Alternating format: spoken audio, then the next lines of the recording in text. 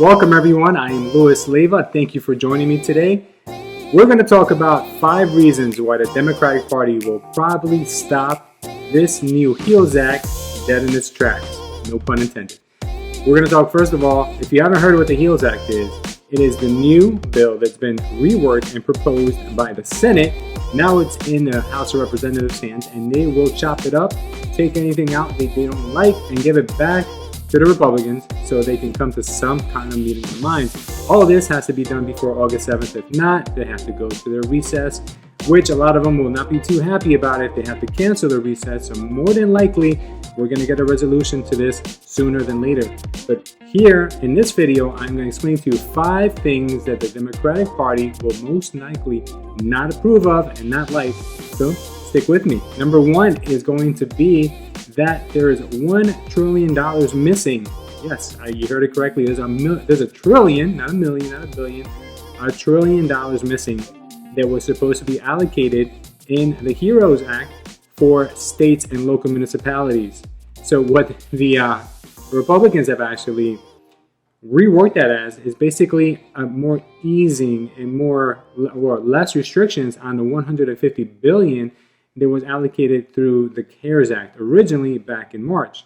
So they're not too happy about that. That's going to be the first thing that they're going to want to make sure they get more of, because remember guys, a lot of these people in the House of Representatives, that's exactly what they are. They're representatives for individual states. So individual states, they have to answer to their constituents. So they're going to be very upset when they start asking for money and the money is not there. So a lot of these representatives are going to want to make sure there is more money earmarked for local states and municipalities. The second thing is the unemployment benefits are going to be running out on July 29th. I think they run out in New York on Sunday, but Nancy Pelosi has said that this is not a bargaining chip. This is not an option. She is starting her renegotiation with $600 per week for employees that are unemployed right now. None of this 70% of your income by October, none of this $100, $200, $300 per week increments. She doesn't want to hear any of this. She wants to make sure, and I'm pretty sure that the House of Representatives are going to agree with her, that they want the $600 per week per unemployed person. And I actually agree with them on this one. I do think that people should be getting this money. This whole 70% of your earnings is very convoluted, and I think it's going to cause more stalling than anything else. So this is the reason, number 2, why I think this bill is not going anywhere the way it sits right now. So the third reason why this most likely will get shot down is because it includes liability for businesses, doctors, schools, basically any professional out there from getting sued for reopening. So let's just say, and I got more clarity on this, so let's just say that someone goes into your business or someone is in your care and they get the coronavirus because of your establishment or because of your practice, then that gives you a 5-year window in which they cannot sue you. They cannot go after you for anything that has to do with professional liability, unless it was malicious and it was completely fraudulent, but I guess that's not the case. What the Republicans are trying to do is make sure that businesses are not scared to reopen. But for one reason or another, I've read that the Democrats are really not happy with this proposal. They actually want to make sure that this doesn't stay in there because they want to make sure that people have retributions, or they can, actually get paid if they get sick somewhere or in someone's care. But they're saying to essential workers, you have to go to work because you're essential. We place no responsibility on your employer to make that workplace safe. And if you get sick, you have no recourse because we've given your employer protection. So I'm not a big fan of that one. I do think that, businesses right now, they need to have some sort of, protection in order for them to go out there. Because remember, for them, there is no guarantee. There is no exact money they're going to earn at the end of the day, week, or month, or year, or anything.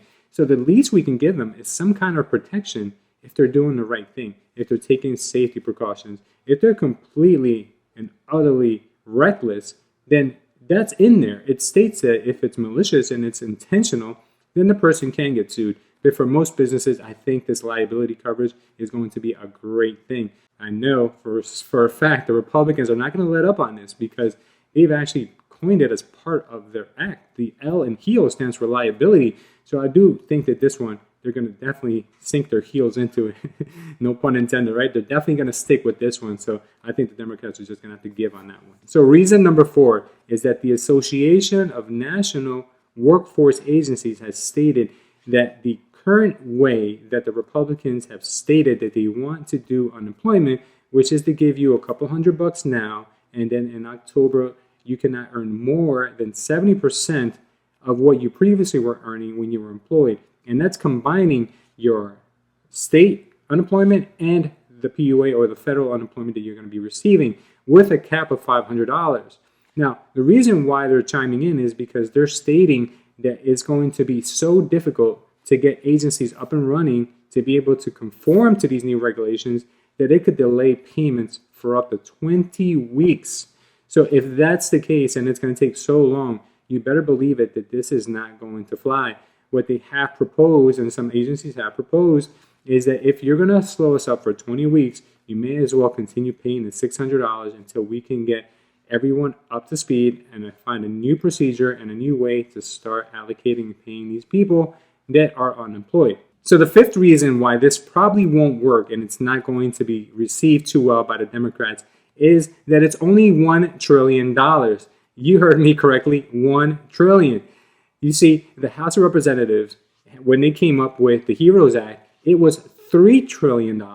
So there's a lot of money missing there, and you better believe it, they're not going to be happy with that. They're going to want some kind of compromise, and if I know anything about negotiations, if one party starts at $3 million and the other party comes back to at $1 million, chances are there's going to be a meeting somewhere in the middle. So you can probably expect a $2 trillion bailout, call it what you will, but a new reworked bill that is going to allocate for sure $1,200 to American families who qualify, who earn less than $75,000, and then it'll be proration for anyone that makes up to $99,000, and for couples that make $198,000. And the new twist to that is that if you're 17 years or older and you're claimed as a dependent, you can still qualify for the $1,200.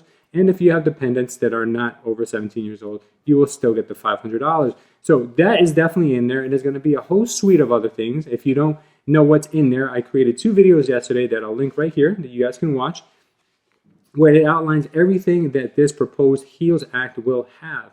But the $1 trillion is a very, very much stripped down version of the HEROES Act, and I'm sure they're going to have to find a way to make everyone happy. I'm telling you, the Democrats are not going to get their way 100%. The Republicans are not going to get their way 100%. But we will come out of this with something that is going to be good for the economy. It's going to be good for the working families, and it's going to be really good for businesses because remember, we do have a majority and we have a president that's Republican. So I know in the very near future, hopefully before August 7th, we'll see some type of a decision, and hopefully we get that money in the pockets of the people by next month, by early next month, not the end of next month, but hopefully by the middle of next month. So tell me your thoughts on this. Do you think that the Democrats are going to bend on this, or do you think the Republicans are going to have to bend on this? Who do you think is going to come out on top, or do you think it's going to be a negotiation right down the middle? Leave it down below, and also let us know how you feel about the way that the system has been operating so far and what you think is going to come out of this in the end. Also, if you haven't heard, precious metals are exploding right now. They're going absolutely bonkers. Gold has hit an all-time high, but silver is still at a 50% of its all-time high. So if you want to learn more about that, you're going to want to start doing some trading on your own. I'm going to leave a link down below to the portal that I use for my trading and for my investing. And you sign up today, or you sign up in the near future and deposit $100, you'll also get 2 free stocks. So you're going to want to check that out. I'll leave the link down below. And again, guys, my main line of work is real estate, and we are growing our team not only into all 50 states, but also into different countries around the world. So if you're thinking of getting into real estate, or you are in real estate and you just want to do more with your license and you need people around you that are going to push you, we're going to want to set up a call together. So I'll leave a link for that down below. I'd like to thank everyone for watching this video. If you made it all the way to the end, and if you haven't done so yet, I encourage you to join our community so you can learn more about what's going on in the economy, what's going on in real estate, and not only that, just get more information about the things that matter the most. Thank you guys for watching, and we'll see you next time.